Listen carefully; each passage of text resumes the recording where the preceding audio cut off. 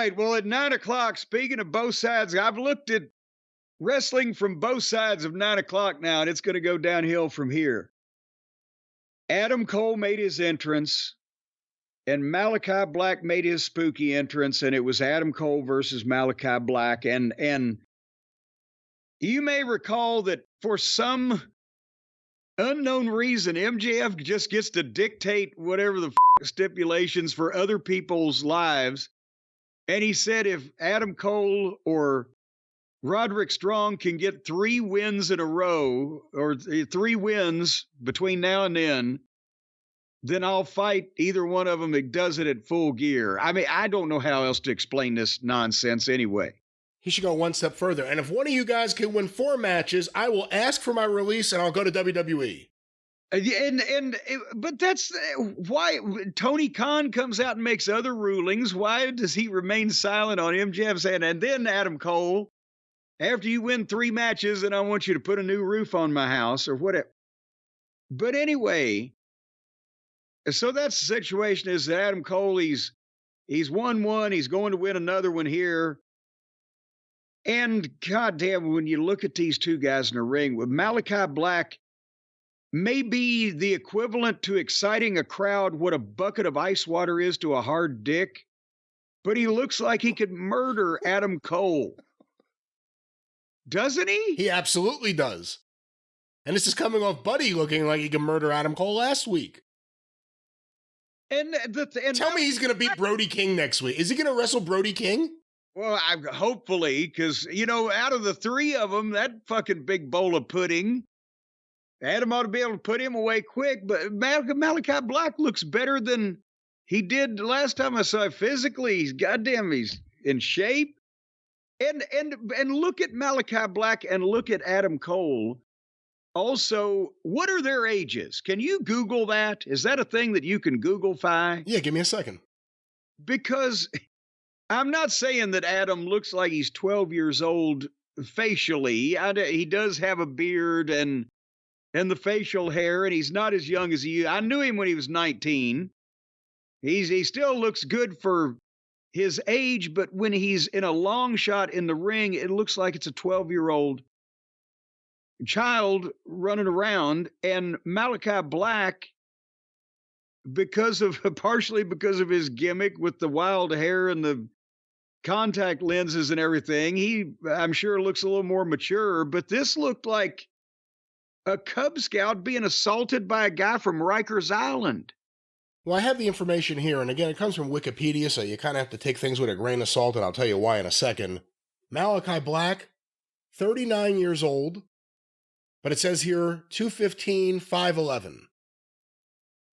Adam Cole, 35 years old, and it says here 6 foot, 201 pound. Oh boy. Well, according to this, he's taller than Malakai Black. Well, yeah, and I know Adam, 6 feet isn't far. It's not like he's 5'7", but he hadn't seen 200 pounds in a while. He's probably close enough. If you put him in shoes and stood him on the curb, he could be 6 feet. But anyway, and most of their work is good mechanically.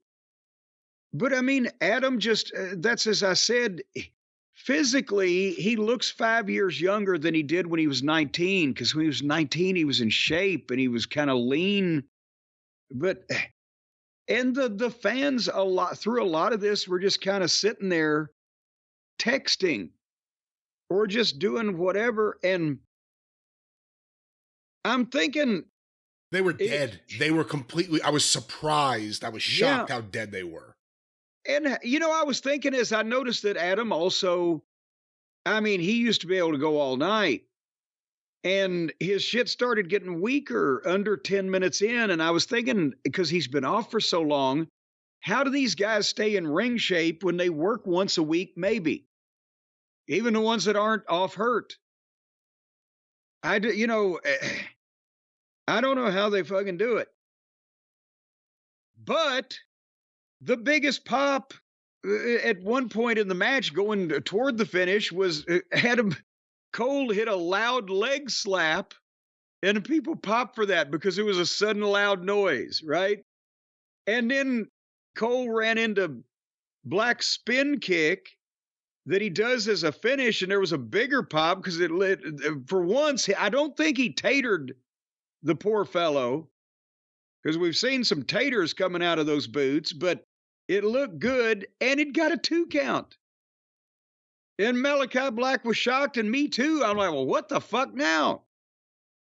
And I swear to God, they go right into this thing where Black misses a charge into the turnbuckle. He splashes it, boom, and he just backed up 2 steps and bent over and put his hands on his knees and waited motionless for 4 full seconds. 1001, 1002, 1000. For Cole to hop up on the ropes and do the Panama Sunrise. And then he didn't just hit him with the Panama Sunrise. He super kicked him. And then he super kicked him again. I think that one may have been when he was on his knees. And then Adam Cole fell down on his ass and sold like he was all blowed up. And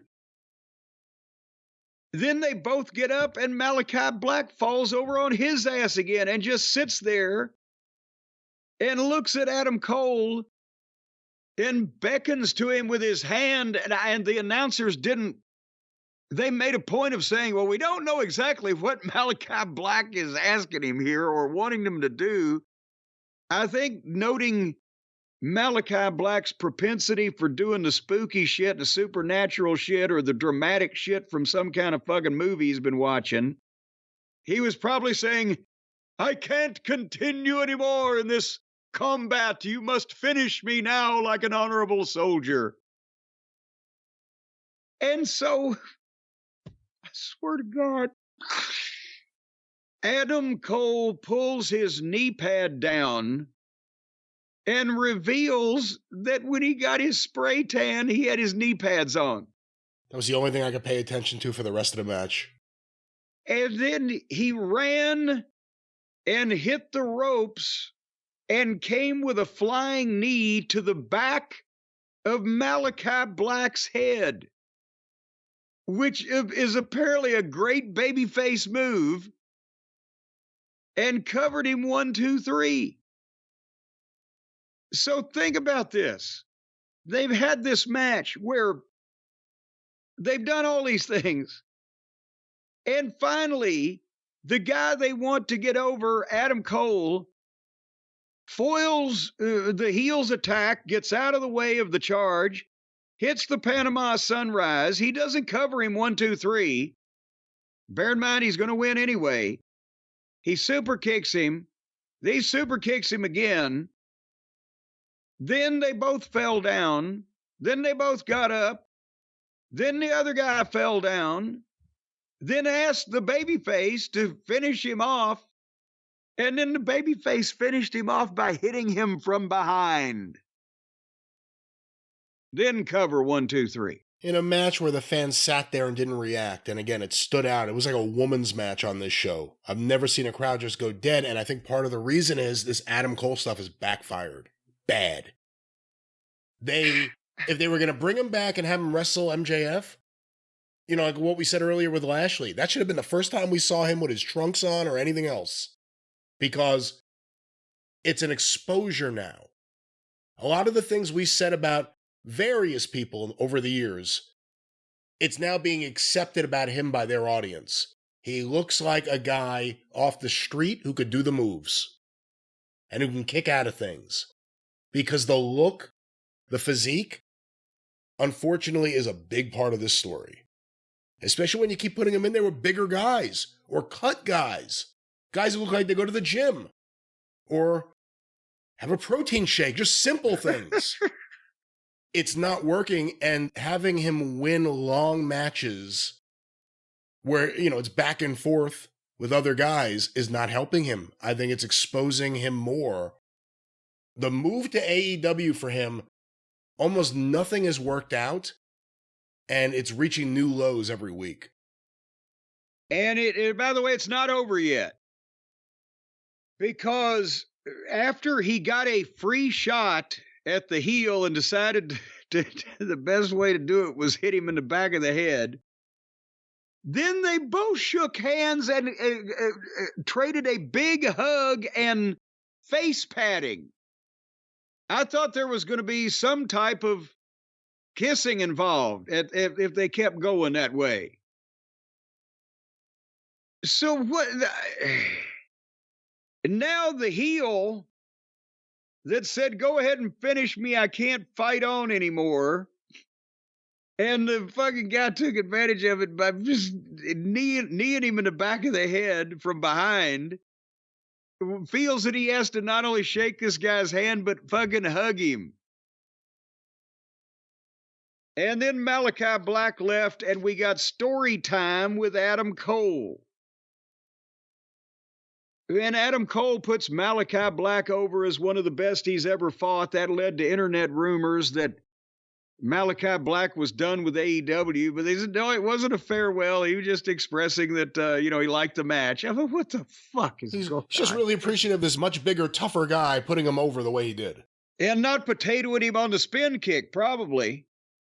Might have had to pay him some money once he got in the back for that one, too. But Adam says he wants to talk to Max because I've won 2 matches, and Roddy needs to win 2 more, and he'd have 3, so that way we can have a 3-way, because Tony Khan has said at Full Gear, if I win 3 and Roddy wins 3, also we can have a 3-way at Full Gear. So now it's going to be 2 alleged baby faces versus 1 heel, and the promoter has agreed with that. And also, one of the alleged baby faces, Roderick Strong, has been presented as a whiny, annoying heel for the past fucking 2 years plus.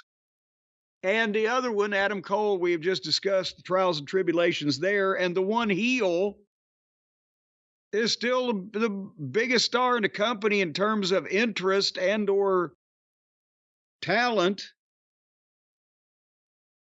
And so then Adam Cole's music starts playing, and they do a dissolve. They figure, okay, maybe this ridiculous juxtaposition of where Adam Cole is versus where MJF is can be softened with a fucking dissolve like George Méliès in 1906.